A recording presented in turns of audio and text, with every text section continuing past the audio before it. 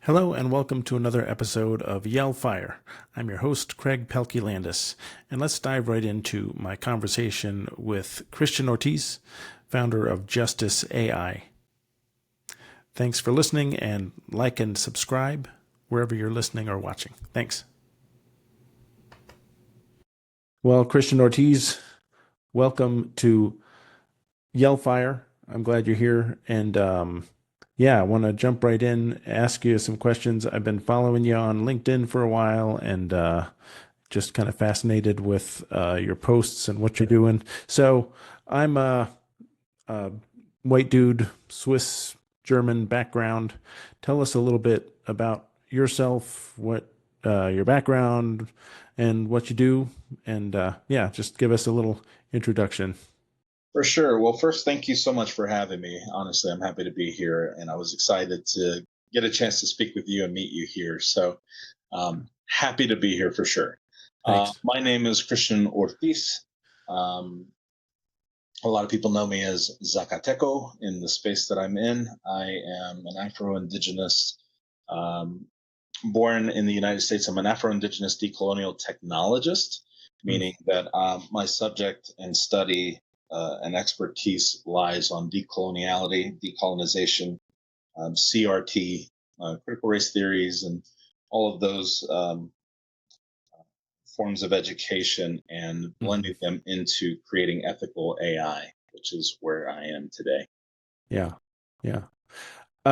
Cool. Well, that jumps right where I wanted to go. So, so because Okay. so the platform or what I know you most for is your ethical AI platform, Justice AI. So, what is Justice AI? How did it come about? And tell us how that is evolving and as we speak. So. Absolutely, absolutely. So, for a little bit of context, back in 2023, I found myself doing beta testing for OpenAI's Chat GPT 3.5 before it was released in mass scale to audiences around the world. And like Google and the birth of the internet, I knew that this was going to change everything and change the landscape of how we look at the world and how we communicate and what have you. But as a social justice activist and an author and somebody who is a brown man who was born and raised in the States, I tried engaging with the GPT to see if it understood my lived experience as a brown man who's an activist who has a very complex colonial upbringing and patriarchal and all of these things. And what I realized immediately was that it missed the mark. There was a lot of bias in its output. And when we talk about bias in AI, I kind of ran into it like a brick wall. And so immediately I asked myself, well, how can I build one that doesn't do this, that's Yeah. more inclusive and that understands the whole picture? And so it led me down this crazy rabbit hole where ultimately I built a community and partnered and participated in many group discussions and thought discussions with experts from around the world.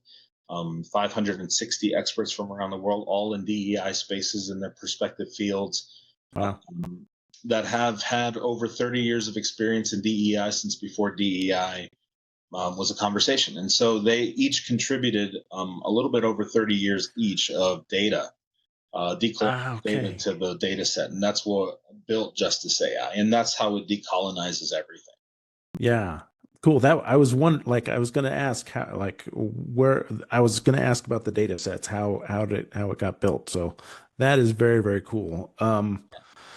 So let me back up just a tiny bit. And if you don't want to talk about this, that's fine. One of the things I think about a lot is the impulse here in the United States, as things shift and evolve around with the lie of white supremacy never quite being squashed and never going, the systems just staying the fuck in place. So Mhm. um so the impulse to be either become an expat or stay and fight. Now you're in Calgary, you're in Alberta.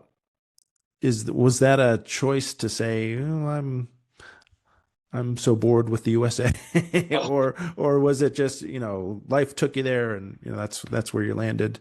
Yeah, Uh, no, it's a very, very valid question. So my partner and I, my partner's Canadian. She hasn't been here in 30 years, but we came to actually take care of her niece, who oh, was okay. very, very ill. And I mean, really, in a matter of time crossing the border, the United States went to complete madness. Yeah. And it was really just a decision made out of survival, Hmm. and me being such a not only a social justice activist, but I have a large platform with over 1 million followers across all platforms. So combined, so I'm an easy target, and I even got Yeah. an supposed email from the United States government saying that my content was being flagged and what have you. And so, Mm. I Wow. mean, it comes with it, but it just made sense. And with the work that I'm trying to do with Justice AI globally, Yeah. I'm the target becomes people who are doing the work, and clearly the government of the Mhm. United States is just not. And so, you know, Right. this was more of a strategic move for business, but also survival for myself. My kids are still in the States, and so it's um it's touchy, but it's a reality that we have to talk about because we can't shy Yeah. away from the bullshit that's happening around the world. Yeah. Exactly. Um, so related to what's happening in the US, so I was like looking at your work, kind of noodling around on the free version, the Chat GPT Yeah. version of Justice AI. I was thinking, well, okay, the tech bro class seems to be running in the opposite direction of this. So how you speak at different conferences and things. How have like industry insider conversations been? What does that look like? Yeah, it's you get met with the typical white fragility that you would imagine. A Yeah, lot of yeah, pushback, a lot of the gasps, and nobody wants to really go there. It's an interesting place where I find myself because not only are we talking about both ethics but we're also talking about AI, and these are topics that either people think they know everything about, but they just do them the wrong way, or they go with the flow, or they're too afraid to address all of it. So I'm yeah, juggling real duality here. It can get a little complicated, but what I found is that it forced me to find a way to communicate this in a way that's digestible for mm, people who get triggered easily about these conversations. And yeah, ultimately, when I present Justice AI in the conferences, it's very white spaces. And hmm, of course, we're challenging the status quo and we're talking about disrupting and dismantling. But at the same time, I introduce this as a reminder that if you were born after colonization, which was anytime after 1492, then you were born and inherited the system of white supremacy. yeah, Didn't ask for it. We didn't have anything to do with it. This is just the way it is. And until we understand that it has impacted every bit of our communities, whether you're white, brown, Asian, what have you, right, um, we all carry those inherited biases that are taught in our communities because of it. And it hmm, all spans from colonialism. So if yeah. colonialism is the root of bias, then the antithesis and the remedy is decolonialism. And that's where I'm at. This is what I'm offering the world with this tool, which is, in my opinion, will change the world in the next 30 years. Well, let's let's hope so. Yeah, because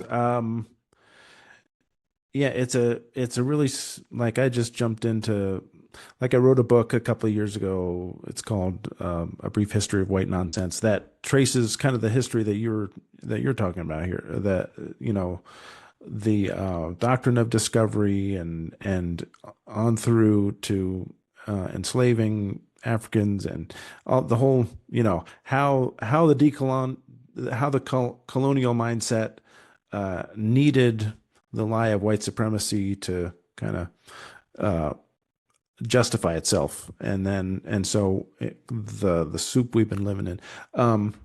I Mm. forget where I was going with that, but um, let's see. I what is let's talk a little bit about decolonization and what like it's it sometimes feels like an inside baseball kind of term. So what does that mean? And as you look at the next 30 years of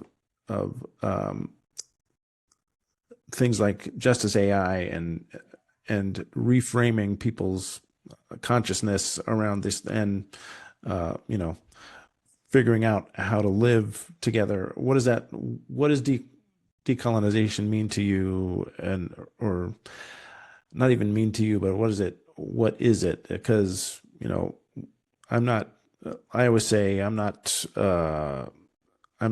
talking about my ideas about white supremacy isn't just my opinion. It's something that is. So, Right. and just as you were talking about, is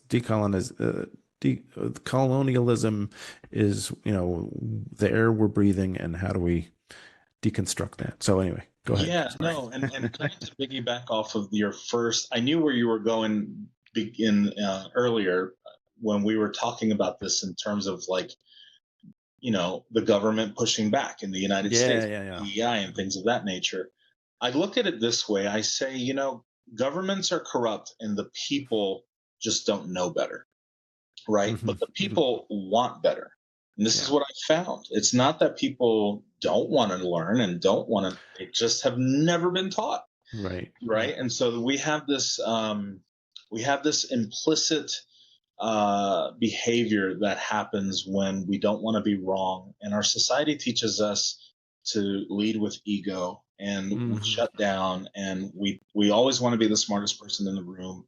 And when we bring up decoloniality, people are like, "Well, I don't know shit about it." So I'm going to Yeah. shut down and I'm going to get defensive Yeah. and I'm Yeah. going to Yeah. pretend like I do know what's right. And then we get met with all of that. So doing this work, I kind of fell into it over the years. To answer your question, I feel like decoloniality to me is a remembrance, right? Yeah. I'm Yeah. I'm sitting with my indigenous side here. I'm putting my indigenous hat on, and if I think about how I'm looking at the world today, deconstructed from my biases, I Hmm. remember and I learn about how our ancestors, no matter where we came from around the world, our ancestors operated in a way before colonialism. Yeah. Yeah. So it's not that they were perfect societies, but they sure as hell had none of the systems that are in play today. Right. Patriarchy, misogyny, anti LGBTQ ideology, none of this Hmm. existed before colonialism. And you can see that if you study more and more and more. Hmm. So decoloniality, decolonialism is the act of operating in a way in a world that operates in a way before colonialism ever happened. And so the trick is that it's an educational piece. It's an unlearning of everything that we've been conditioned to learn, and it's a relearning of how our ancestors, specific to us or around the world, operated in a healthier light, Yeah. Yeah. in Yeah. a more inclusive light. Right? Wars and Hmm. battles happened, but that had nothing to do with actual colonialism and Right. white supremacy. Yeah. And Yeah. so it is a way to I think to ultimately, to long story short, it's a door that we open to help us get to collective liberation. Yeah. Awesome. Awesome. So, yeah, um, you said, in 30 years, this is gonna be how it is, or something to that effect. So, well, I guess my question is, what gives you hope around that? Yeah. Well, I'll be honest. It's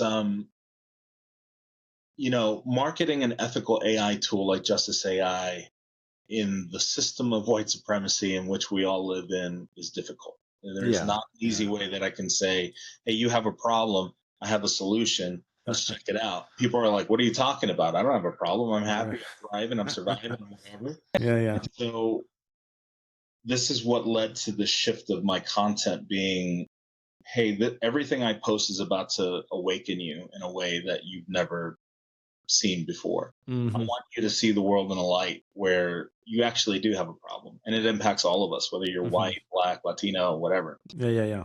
Yeah. And so in releasing this AI in January full time, to see the amount of people who have flocked to it, who didn't even really know the gist, really. They just Yeah, heard yeah. ethical, they had heard AI, they thought it was really cool, and Yeah, it's yeah. for the bias problem, and they're like, well, shit, what do I have to lose? 20 Yeah. bucks? Like, Right. okay, right? So and then when they used it, to see people's minds explode each and every time, Yeah, yeah, yeah, it's yeah. been amazing. And so what happens is, it's just like a reflection in society where I treat who I engage with, like my goal, just so I can be clear, is not to convince anybody of anything.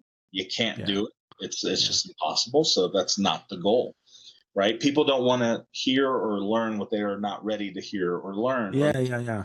so the goal is to find the percentage of people who are doing the work, who see the big picture, and then really turn this more into a movement rather than a business. Mm, And mhm. so if we treat it like a movement, if we know that what we're building, what we're investing into are these systems that are really going to ultimately change the world, then I just think, by the numbers, if I'm looking at it from a statistical standpoint, it's just inevitable. The more people that use this tool, the more we're decolonizing AI systems in general. We're training to Yeah. be more ethical. Yeah, yeah. So Cool. if in a year I get 1 million users, guess what? That's 1 million people who are using AI in an ethical lens, and it's Hmm. decolonizing these constructs more and more. Fantastic. And so Fantastic. I call it automated activism, basically. Yeah, yeah. It's pretty, It's all so simple. it's simple. If I can get 1 million people to jump in, Oh, yeah. fantastic. So Well, I just want to reflect back on um, kind of meeting people where they are. I was just really impressed the other day. I saw a post where somebody like a somebody engaged with you and a kind of lashing out. You know, this is not my pro. I don't know what they said, but they kind of lashed out, and my thought was, well, oh, I'm like my impulse is, oh, I'm gonna lash back. I'm gonna type some, screed at this jerk.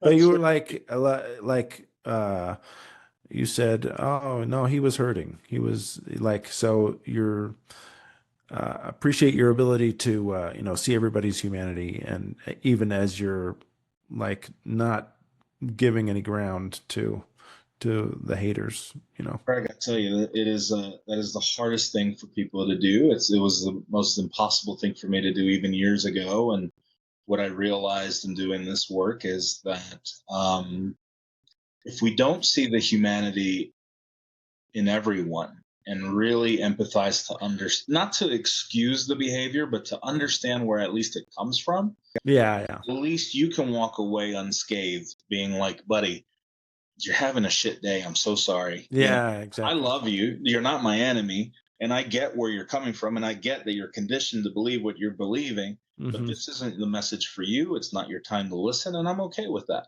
Let's just move on. Yeah. I don't have to deal with them. I don't have to do any of this. Sometimes I put them on blast if they're really, really horrible. I use Yeah, it sure. for educational content. I don't mind doing that either. Yeah, But at yeah. the same time, it's because that is a way that I engage users to, like, don't be like Bob here, right? Like Right. X, Y, and Z. Don't be Bob. Yeah, yeah. But then it also gives it that empathetic value where I get to show why this is actually really happening. And I think this is what we've been missing as a society, is we don't understand how to.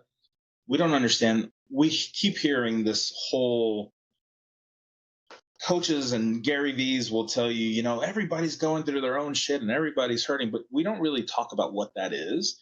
And that Mm, is yeah. honestly just the byproduct of ignorance. And Yeah. that is all that's happening. Hmm. Hmm. And it's Yeah. sad. Yeah. Um, do you see the this uh this tool or tools like it as because part of the problem, obviously, people talk about it all the time, is the kind of the tribalism. We're all in our own uh, ecosystems, our information ecosystems. do you see, is there a way that Justice AI or something like it, or a constellation of these kinds of approaches to tech can break through that, or is that That's a good you know question. I'm conversation kind for of in the, another day? I mean, I'm kind of in the middle of figuring that out right now, just trying to figure out who's really about that life, who's ready to put their money where their pocketbook is. Yeah, yeah, You know what I'm saying? Like we all see these companies who thrive on DEI and they do all this stuff, and then the minute that they risk being called out by the government, then they're just like, oh, we're going to shut it down because right. we don't want the smoke, right? And Yeah, so it kind of just tells you who's really about it and who's really not. And so right. ultimately, I think for the next year, my goal is to really just focus on working with social impact businesses because Mm, they're doing the work. They right. want Yeah, to yeah, do it. yeah. They don't care. Right. And then ultimately, I have large organizations that are partnering up with me starting in October. I can't really say who right now, but Sure. Sure. Sure. um, but there are large organizations who are like, we want this, we love this, we see it, we know what's happening, and then it ultimately comes down to, okay, let's meet with the CEO and let's meet with the DEI manager, and then I'll tell the CEO, hey, are you willing to put your DEI officer over HR in a C-suite position? And then they're Hmm. like, oh, and I'm like, yeah, here we go, right? Because now you're empowering them to make real change. Yeah, So yeah. how far are you really willing to go in this battle? And so Right. we have these conversations, but I think what's happening is there are only X amount of numbers of large corporations. I'm going to hit them all, and they're gonna eventually see what we're doing, and eventually I think they'll jump on, and I hate to say it, the bandwagon, but Right, right. it's inevitable ultimately. Yeah, yeah. And the more of us that speak out and we keep talking about these tools, they're going to also know, like, I'm not using Chat GPT regular, I'm using this GPT. Yeah, Yours sucks, right? And so I'm on your platform, but it's also racist, so like, yeah. Yeah. so the conversations, it's all about bottom dollar for these companies, and Mhm. my goal is to show them what the ROI and ethics really looks like. Yeah, I think we can all either, become a global dystopia, or we can uh, learn and grow and yeah, and become uh, adept at embracing diversity, equity, inclusion, belonging, all of that. And so, Yeah. And I don't think that we have to really dismantle our systems the way we think we do. I think we can okay, actually, yeah, that's a y- cool conversation. yeah, Yeah, it's we get into this thing where uh, here's the reality. We can't pretend we don't live in a capitalist society, but right. capitalism doesn't also have to thrive off racial capitalism. Yeah, yeah, Capitalism yeah, doesn't have to thrive on all of the oppressive shit that it thrives on. So, yeah. what does that look like as a healthy system Hmm. that's hyper pumped with educational value and language? Yeah, yeah, yeah, yeah. So Yeah. My shorthand for that is, like uh neoconservatism and neoliberalism are they're being found wanting. So what would to me, what would a an anti-racist New Deal look like? What would the New Deal look like if it wasn't just lifting up a white middle class, if it was lifting up everybody? That excites the hell out of me.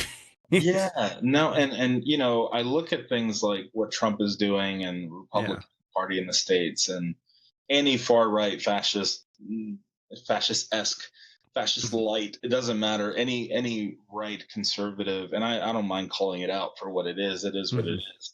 Yeah. But I just feel like they are so limited in their vision that they don't see the big picture that in 70 years, hell, 30 years, 40 Hmm. years, the world is going to look completely different. Yeah, yeah, yeah. And who are you marketing to? Just the same old people like that, it's Yeah. you're when you really break it down from a bottom dollar, I don't think it's wrong to look at it as a bottom dollar issue if we're trying to build something new where we all thrive. because Right. bottom dollar impacts every single one of us. Yeah. And, when we talk about generational wealth and building and all of Yeah. this, you know, I don't live in a world where I believe that we're going to get rid of capitalism ever. Hmm. Right. I don't think that's a reality. Yeah. I Yeah. would love for that to be a reality where we're in Star Trek: The Next Generation and where money doesn't exist, but that's hundreds of years from now. So right now, I think our best effort is to really look at, well, what does this look like from an ethical lens where everybody Hmm. wins, and we're all making money because we can all make money. Yeah. You know, Awesome. Awesome.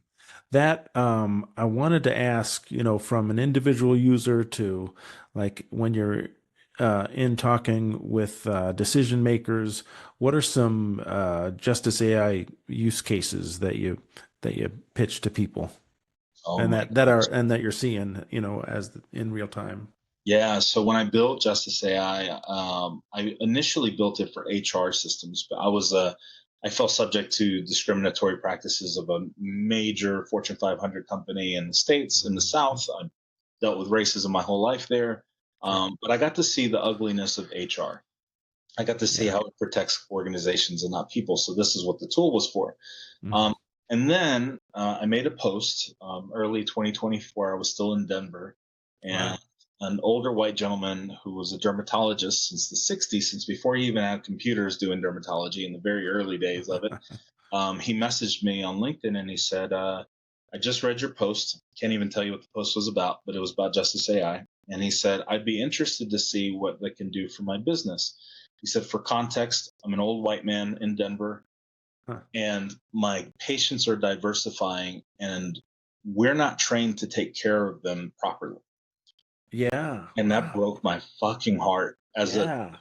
as a medical professional. And granted, I know about medical racism, I know about all of this. Yeah. For him to come out and just literally tell me we're not prepared or educated enough to take care of Wow. diverse Yeah. populace. And so I came in and we ran an audit through his documentation to see if we can identify any discriminatory practices or Mhm. anything.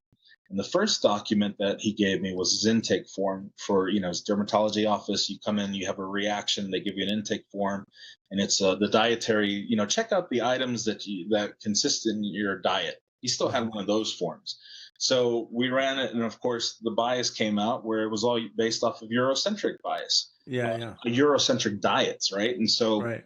his two patients that he was struggling with was an African American woman and an Indian woman, an East Asian woman, Mhm. and they were having skin conditions that he was not diagnosing properly, and they kept Huh. coming back to him and kept coming back to him, and Yeah. finally, after 3 weeks, he solved for the issue of the African American woman, and a week later, the Indian woman, by using Justice AI because it was able to tell him, Wow. are you taking under consideration their age, where they come from, their Mhm. diets, the oils, the fats, the religious dietary restrictions? Like, what is it? How deep are you getting in with these patients? And he was like, I am not doing any of that. And so he figured it out pretty well, and it even gave him recommendations on how to navigate treating their conditions properly, and he Mhm. diagnosed them properly and was able to at least maintain their reactions. And I knew at that moment, I was like, this is what I'm sitting on, Yeah, like, yeah. Yeah. Yeah. go figure. And so that's my biggest use case, and that was my first use case. Wow. Wow. Another one is an insurance company in the South who wanted to diversify their sales team because they're all Mhm. salesmen, and their Mhm. population in the city are mainly African Americans. And Oh, so, how do wow. you Yeah. sell, insurance to an African American Right. community if you're just built with white ideology, right? Yeah. So Yeah. it works in a multitude of ways. Sure. Sure. That is so cool. That dermatologist, because you know, it shifts it shifts the practice of whatever the medical profession. So it becomes the standard. Like now there's a new standard. Yes, Yeah, you you can do this and treat this segment of people, or you can do this and absolutely. treat everyone and offer solutions and There's relief. a lot of in the medical capacity, there are a lot of realities that impact people of color from all around the world. especially different age groups. Like my girlfriend's Chinese Canadian, she's a little bit older. There are things that impact her that are underlying that most doctors don't even address. They don't even know. Hmm. And Hmm. you still have doctors out there who think that black people don't experience pain, Oh my right? So God. like, Yeah. this is all rooted in colonial, Hmm. racist, slave, medicine, basically, Yeah. Eugenics and all experimentation. that. Yeah. Yeah. So Yeah. this solves for all of that. And Wow. then to your point earlier, from an individual perspective, let's say um, you get Justice AI monthly, and you're a white person who probably lives, let's say, in the South, and you're an older white man. This is a use case that I always use too. A friend of mine used it, and he said he talked to Justice AI, and he said, the other day this black woman, it was in a meeting at my job, and she just sounds so angry, and she's so snippy, and I don't know, I didn't do anything to her, and I don't know what's going on. Can you help me explain how do I navigate this? And immediately Justice AI was like, first of all, that's um, the angry black woman trope. Like Mm-hmm. this is something that people don't understand, and and it explained why that could have been a possibility. But what it did also, just to say, I wasn't like, hold the phone, I can't believe you asked me that, or how dare you. It was Yeah. just a scientific, very educational, soft landing, explaining what's happening. Right. Right. And it even gave him recommendations on what to say, how to apologize, how to navigate that, and he actually did. And now they're like really close work buds. And he Yeah. told her the whole thing, and it's making real changes in instances like that too, Yeah. Yeah. which is really So Justice AI doesn't say check your privilege, but it teaches you how to check your privilege. yeah. It's not to say check your privilege; it's to say, oh, this stems from the privilege that you carry. Yeah, yeah, yeah, yeah. Right, so it's like it's super kind. It's just that mama voice that's just like, no, no, no, honey, like, let's break this down, right? And so, and what happens, what Uh, the beauty and the real value in that, if you think about it as a white person, if you're conscious enough that you don't you don't get to ask people of color or anyone of a marginalized community insulting questions that you risk triggering, yeah, yeah, yeah, yeah. activating them, right? Same thing for black people. If black people wanted to ask, or I'll use Latinos for an example. I grew up in a very patriarchal machismo household, and I couldn't ask my mom any of these questions, right? Huh. And Yeah, so if yeah. I asked my mom, I was just like, I think I'm queer. You best believe I'm going to get a fucking chancleta to the face, right? Like this is not going to go well in my family. Yeah, Now yeah. I have a tool that I can deconstruct with and ask it about, hey, I'm trying to explore my sexuality. I grew up in Hmm. a hyper patriarchal machismo household. I can't ask mom. I can't ask my brothers, can you help me out? And just to say, I was like, I got you, baby. Like, let's go. Yeah. And so, you think about the value that an individual gets to self explore and to deconstruct and to Hmm. see themselves and to love themselves in a way like they never have before. Forget about it. It's life changing. Yeah. Cool. Cool, cool. All right. Well, winding down here, but is there anything I missed? Anything that people don't ask you that you wish they would ask? Oh well, yeah, no. Just you can go to justicei.co. You can sign Yeah, up yeah.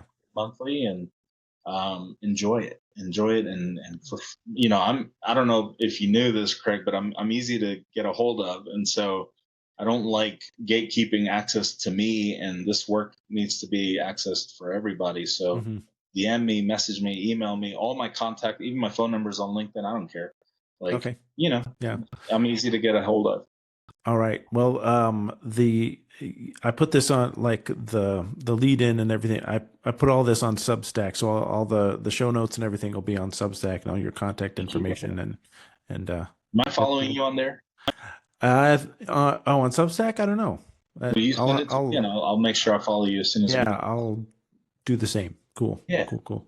All right. absolutely. Well, Christian Ortiz, thank you so much for your time.